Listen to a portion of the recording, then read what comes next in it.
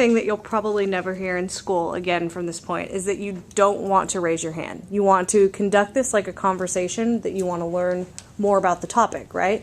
You want to spark thoughts. You want it to invoke fear in your classmates so no one wants to talk. So you keep your hands down, throw your thing in, have a conversation, and hopefully we'll come up with some new ideas. So what should I do for the don't worry about it.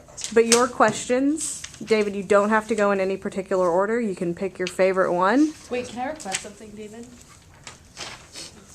For the one about Miss Gibbs, for a rebuttal, do we have to Victor's throw fault in our not to thing? turn back? You do. Yep. Every time you speak. Then once you, For the one, So is it when you like, speak where it's twice like and you Victor's go fault not to turn back, And then at the end, everyone will speak. And so you can talk after that, like it's more of an open conversation. But don't forget, at first, the outer circle can't say a word. It's hard. You guys, you're taking notes, you're observing, and you're writing comments down as the outer circle. In 10 minutes, 12 minutes actually, we're going to switch, outer circle becomes inner. Alicia had a question that, for the next round, the questions will restart, right? Like we can ask the same question just For the next round, they don't restart. At the end, you can address all of them. All right? All right. Okay, so let's start, David.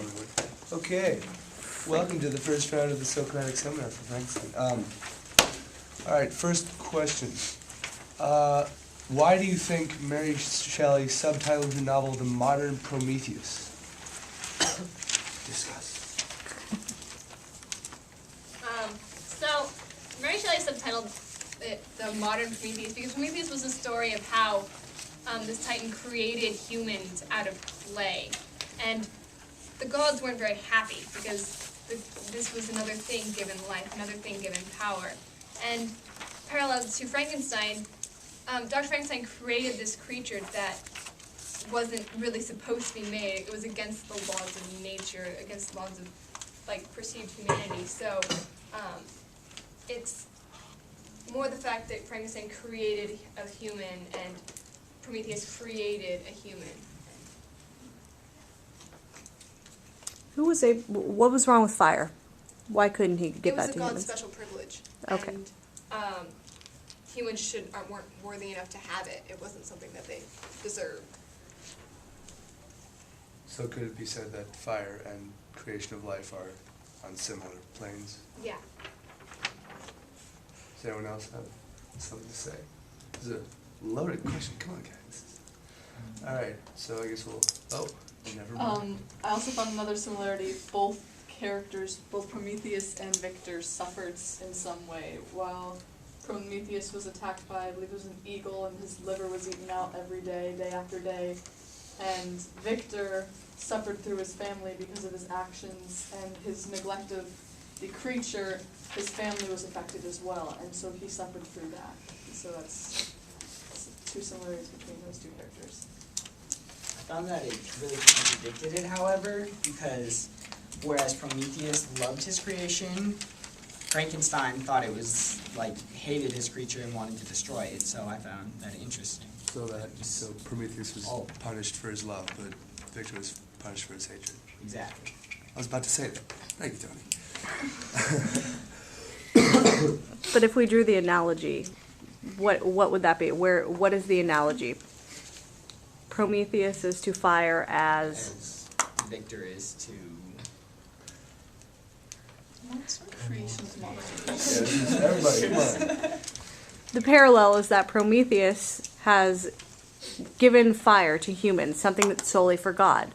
What did Victor do that's solely supposed to be up to God?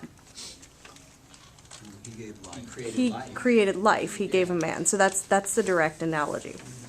Okay. Wait. And also both Dr. Frankenstein and Prometheus, they're both tempted again to create Dr. Frankenstein with, I guess, the bride of Frankenstein, or not the bride of Frankenstein, the bride of the monster, and Prometheus was tempted to create, Prometheus was tempted to create a female, so that's also how they were similar. Guys, remember, there's a lot of questions. Don't throw me now. That's okay. We've got plenty of time today. I also think that Prometheus's punishment, although it was physical, but Frankenstein's was more, it was more hurtful, it was more like played with his mind because nobody else knew that he had created this. And so he was punished by his own mind, he was punished by himself, while Prometheus was punished by others. And so he had to live with this secret, but Prometheus just had to live with the pain. So they could add more guilt than Prometheus. Yeah. Good. Okay. Does anyone else have anything to say before we move on? All right. Oh. Wait, wait, Alicia, what was the one you wanted me to save? The fault that monster turned bad. Okay. No. Oh, wait. Can we do that for both? Or- You can add on it, yeah. Okay. But for now, repeatedly, the monster says that it was the fault of mankind that he turned evil. Do we, as part of mankind, have a responsibility to the outcasts of society? And tied into that, who are the outcasts? So does mankind have a responsibility for the outcasts in society, and tie the novel's theme into that?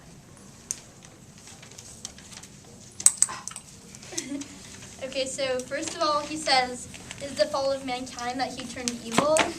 So it was mankind that made him feel that unconfidence in himself and that bad feelings about himself, but it was ultimately his choice to go evil. Like, he could have taken that anger he felt towards them and risen above it, or tried different ways to befriend them, but he chose to become evil. It was ultimately his decision, even though there was so much that was making him go that way.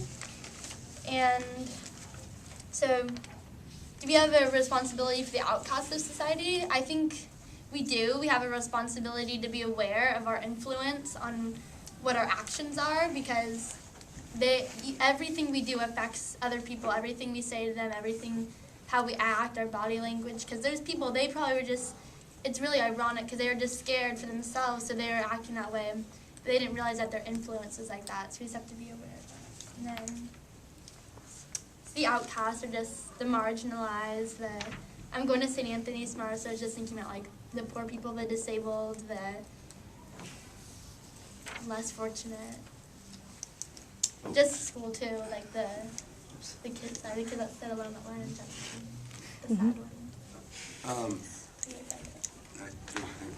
I'd have to say that mankind creates its own outcasts, because in the case of the novel, the monster is beaten out of town because he's ugly. Where on the inside, he's a gentle, thoughtful, intellectual being. But he is an outcast because in the society, ugliness is on the same level as evilness. So if the monster had walked into a town where people were acceptant of physical looks and looked deeper than that, then he wouldn't be an outcast, he would be one of the regular people. But because he's in a society where his outside, or his appearance is the first thing and only thing that people recognize, he becomes an outcast. With that in mind, society does have a responsibility towards its outcasts, because society is the creator of its own outcasts. It's not like outcasts just kind of show up out of nowhere and just like they're automatically not considered worth being able to partake in normal society. They're developed over fears, over misconceptions, anything like that. I mean, the homeless, they're outcasts because people are afraid to take care of them. For years, black people were outcasts because there have been years of slavery which had tied into racial fears and prejudices. So, yeah. Okay. Okay, so the whole thing about the monster says that it was the people's fault that mankind turned him evil. Like, I think that definitely there was a lot of instances where they really treated him badly based on, like David said, his looks. Because he was ugly, they automatically thought that he was evil and they should be afraid of him.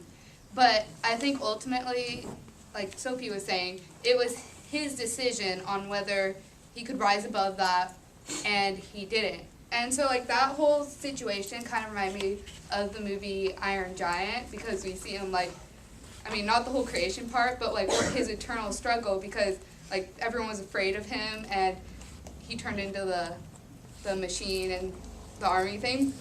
But so that I kind of felt that Frankenstein was going through that struggle of like, well, it's so easy for me to just like, you know, put my guns up and like fight back, but ultimately it was his decision, and he ended up, you know, turning bad.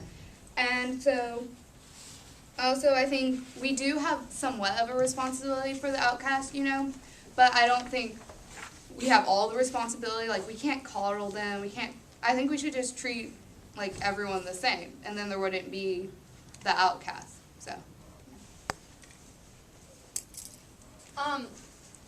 I disagree with Kayla slightly that we are, I mean, I feel like we're entirely responsible for the outcasts because we create them as humans. I mean, like, if the outcasts are merely people who have been put aside because of what we say, what we do, what we think. And like, for example, Frankenstein himself, he creates the monster as his own outcast because he says, before he creates him, that a new species would bless me as its creator and source. But once he realized what he made, he, like, extremely, like, just rejected him because of his appearance, because of what he had done to it, instead of embracing the fact that he had done something impressive. And